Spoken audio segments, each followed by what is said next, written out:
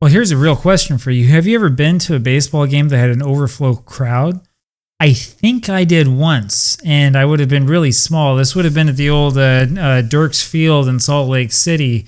So it would have been probably the early 1990s when the Salt Lake Trappers were still around playing in the Pioneer League. I'm pretty sure I went to a game then when I was very, very young that had an overflow crowd, but I don't remember very many details about it. Well, would you believe that that used to happen in Major League Baseball history? Now, if you've watched my videos before, you know that it has, right? Remember that game one of the 1907 World Series that we talked about a couple of months ago? That was an overflow crowd. In fact, it overflowed all the way to the backstop. That's the reason why the final strike, what should have been the final strike to give Detroit the win, was dropped and went into the crowd, allowing the tying run to score for the Cubs. One of those little bits of World Series history that we tend to forget. But that's not really what the point here is today. We're talking about a much later instance of an overflow crowd. So we'll go ahead and we'll take a look over here at this right away. This is, of course, the Sporting News, June 8th, 1949. We've already talked about the crackdown on Major League Telecast, but that's not the only thing that is interesting to note here. This right here really caught my eye. American League expected to bar playing field overflows. Spill over at Washington May 30th. First since 1941. This was for that May 30th doubleheader. And boy, when I was playing those games, I really wish I'd known this. It would have been a little bit more interesting to talk about. So let's go ahead and read this together. This is by famous Dan Daniel. I went and took a look at the New York Daily News for this game, and I also took a look at the Washington Evening Star. Couldn't find very much information about this beyond this. I could have looked at the New York Times and I guess the Washington Post. I have access to those in other places. I decided not to. If you're really curious, you could look for a little bit more, but I think that Dan Daniel did a very good job of talking about this. So William Harridge will suggest league rule at July meeting, official start of 1950 exhibition set at March 11th. So I think that this probably was actually the last overflow crowd in American League history. Correct me if I'm wrong.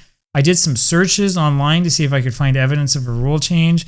I couldn't. My guess is that I'd have to go look in the 1950 Sporting News Guide to find out what happened. I'm not that interested in this right now, but I'm interested enough to talk about it with you guys. Maybe you already know what the answer is. It may be predicted with confidence and finality that never again will a club in the American League permit spectators to encroach on the playing field as the Washington management did on Memorial Day, when 33,081 paid to see the Yankees and the Senators split a doubleheader. Allow me to add that those of you who are fans of the Oakland Athletics might wonder why you would have to have extra room if you wanted to have only 33,000 people in your ballpark.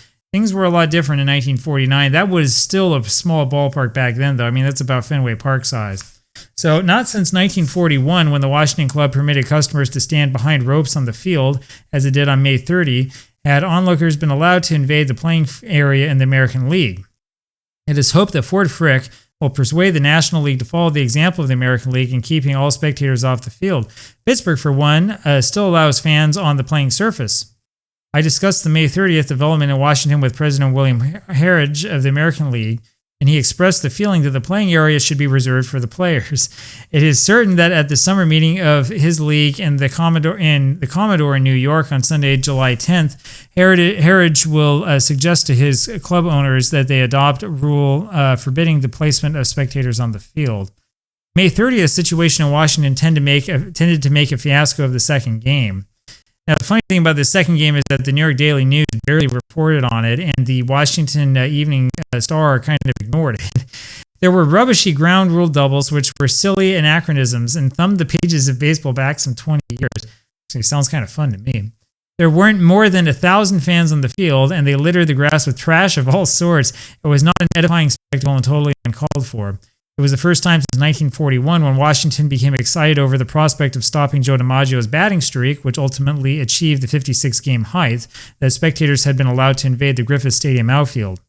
The rule which Harridge will suggest will be a good one for everybody concerned. It appears certain to be passed, and we'll go a little bit further down here. Crowds on Field Bush League. Harridge concurs in the belief that the game long ago left behind at the practice of allowing customers on the field, and that this maneuver should not again be attempted in the American League. I always have felt that what the home club does in its own park is its own business, so we never have had a rule about fans on the field, Harridge told me. However, it might be a good idea to pass a rule to that effect now. before the May 30th double bill, George Kuhl suggested that any ball hit into the crowd over the ropes be a home run. Casey Stengel refused to concur in this, and the umpire sided with Casey. When I talked with Harridge, he had just come from the meeting of the Executive Council in Cincinnati. This session concerned itself with nothing breathtaking.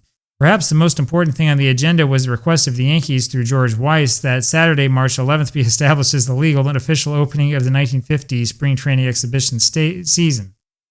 And then we go a little bit further down. And yeah, there's really not much here talking about other than they're talking about attendance figures perhaps going down slightly.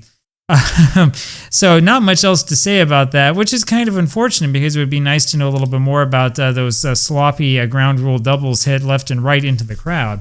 But so it is. I'm not sure if there's any later example of an overflow crowd in the history of either the American or national leagues. I'd love to know about it.